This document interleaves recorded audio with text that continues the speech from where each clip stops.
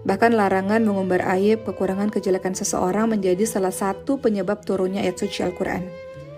Salah seorang sahabat Rasulullah SAW bernama Salman Al-Farisi radhiyallahu anhu. Beliau biasanya setelah makan punya kebiasaan tidur kemudian mendengkur. Lalu perbuatan Salman Al-Farisi ini kemudian dipergunjingkan oleh orang-orang yang mengetahui perilaku Salman, sehingga akibatnya aib atau kekurangan dari Salman Al-Farisi ini tersebar luas. Maka atas kejadian ini turunlah ayat suci Al-Quran dalam surah Al-Hujurat ayat ke-12. Allah Subhanahu wa taala berfirman, A'udzu billahi minasyaitonir rajim.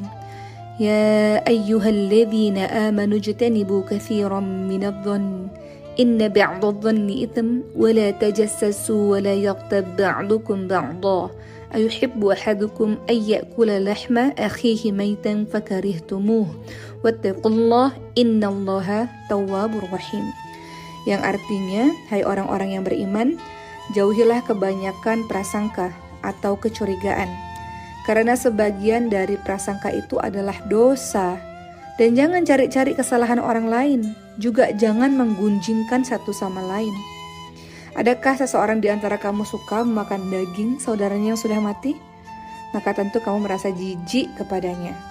Bertakwalah kepada Allah Subhanahu wa taala, sesungguhnya Allah adalah penerima taubat lagi Maha Penyayang. Jadi di sini teman-teman sekalian, kita lihat bahwa Rasulullah SAW menyebutkan ada 3 dosa sosial di masyarakat secara berurutan yang tanpa sadar sebagian dari kita melakukannya. Yang pertama adalah berburuk sangka. Kedua adalah tajassus atau cari-cari kesalahan orang. Dan kemudian ketiga adalah ribah atau membuka aib atau membicarakan kejelekan orang lain. Jadi berawal dari prasangka yang tidak pada tempatnya alias suzon, prasangka buruk. Setelah itu biasanya akan dilanjutkan dengan tajassus, cari-cari kesalahan, mencari informasi apakah prasangka kita benar atau salah. Setelah itu kemudian biasanya kita akan mulai ribah atau membuka aib orang lain. Teman-teman, membuka aib orang lain seolah di zaman yang sekarang menjadi perkara yang sangat remeh, ringan. Dengan mudah kita membicarakan cacat atau celah pada orang lain, sehingga begitu mudah sekali meluncur dari lisan kita. Kita lupa sahabat semua. Kita membuka aib orang lain, membicarakan kekurangan, keburukan, celah orang lain, seolah-olah diri kita ini sempurna, tidak ada cacat, tidak ada celah, tidak ada dosa. Ada pepatah yang sering kita dengar, kuman di seberang lautan tampak, gajah di pelupuk mata tidak tampak. Apa maksudnya dari pepatah ini? Kita ini sering disibukkan dengan hal-hal yang sia-sia. Sibuk dengan kekurangan orang lain, sibuk dengan aib orang lain. Sementara lupa aib diri kita sendiri yang banyak ini justru tidak diperhatikan. Apa yang sebenarnya kita dapat ketika kita membuka aib orang lain, sahabat sekalian? Kepuasan, kesenangan, bahagia kita menjatuhkan kehormatan orang lain. Kita melakukan perbuatan itu tanpa kita berpikir apa dampak di dunia dan dampak di akhirat untuk kita sendiri. Padahal Allah Subhanahu wa taala berfirman, "Innamal mu'minuna ikhwah." Setiap mukmin itu bersaudara. Seorang muslim, kata Rasul, terhadap muslim yang lainnya ibarat satu tubuh. Kalau ada satu tubuh yang sakit, satu bagian tubuh yang sakit, maka bagian tubuh yang lain juga merasakan hal yang sama. Mari kita lihat perkataan atau sabda dari Rasulullah SAW dalam hadis riwayat Ahmad dan Abu Daud. Kemudian dalam Sahih Abu Daud dikatakan hadis ini adalah hasan sahih. Rasulullah SAW bersabda, "Wahai sekalian orang yang beriman dengan lisannya dan iman itu belum masuk ke dalam hatinya, janganlah kalian menggibah, membicarakan keburukan kaum muslimin. Jangan cari-cari kekurangan mereka. Karena orang-orang yang suka mencari-cari kekurangan, kejelekan, keburukan kaum muslimin, Allah pun akan mencari-cari kekurangannya.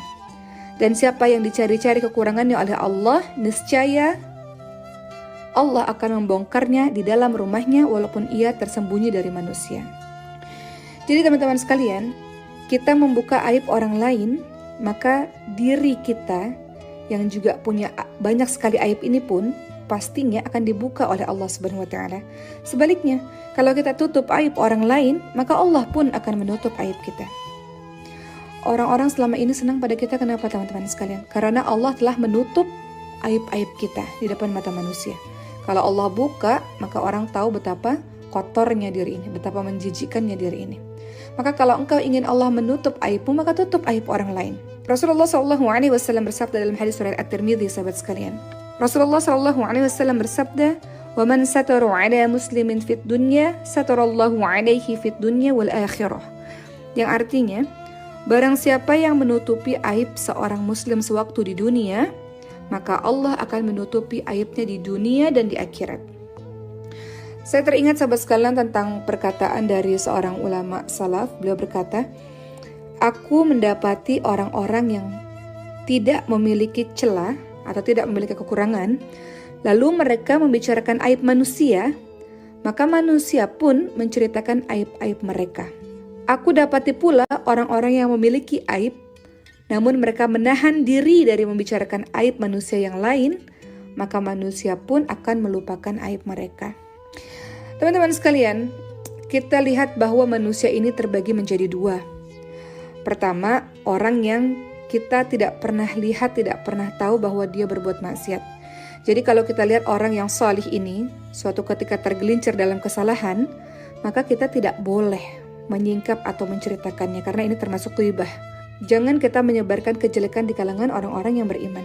Teman-teman lihat dalam surah An-Nur ayat 19, Allah Subhanahu wa taala berfirman, "A'udzu billahi minasyaitonir rajim. Innal ladzina yuhibbuna an tashi'al fahishatu fil ladzina amanu lahum 'adzabun alim fid dunya wal akhirah.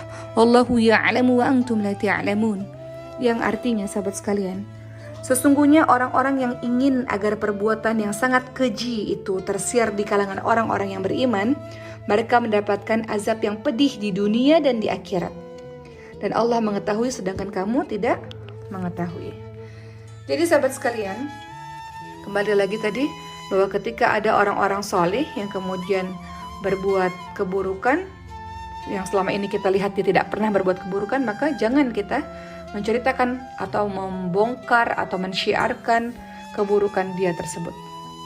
Sebaliknya, kalau kita lihat ada seorang yang memang terkenal sangat suka untuk berbuat maksiat, tanpa malu-malu berbuat keburukan, tidak peduli ketika berbuat kejahatan dengan pandangan orang lain, nggak peduli dengan ucapan orang lain, tidak peduli dengan nasihat orang lain, maka ketika kita membicarakan orang ini, bukan sebuah ghibah, bukan sebuah membuka aib seseorang. Bahkan hal ini harus diterangkan kepada manusia lainnya hingga orang lain berhati-hati dengan keburukan orang tersebut. Jadi sahabat sekalian, kembali pada perkara membuka aib, tahan lisan kita dan sibukkan diri kita yang penuh dengan dosa ini. Saat kita sibuk dengan aib diri sendiri, maka kita tidak punya waktu untuk sibuk dengan aib orang lain.